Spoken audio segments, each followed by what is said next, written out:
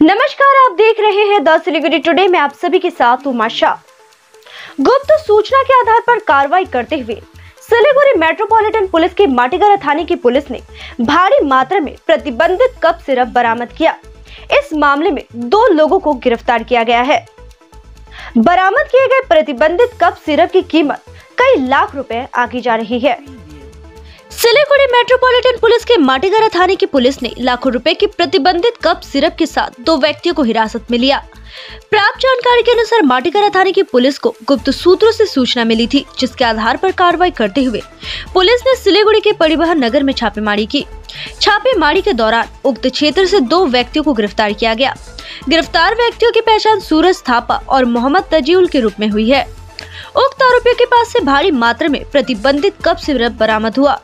बताया जा रहा है कि बरामद किए गए प्रतिबंधित कफ सिरप की बाजारी कीमत कई लाखों रुपए आकी गई है। फिलहाल पुलिस ने इस पूरे मामले की जांच शुरू कर दी है। साथ ही यह भी पता लगाया जा रहा है कि युवक कफ सिरप को कहां बेचने के मकसद में था।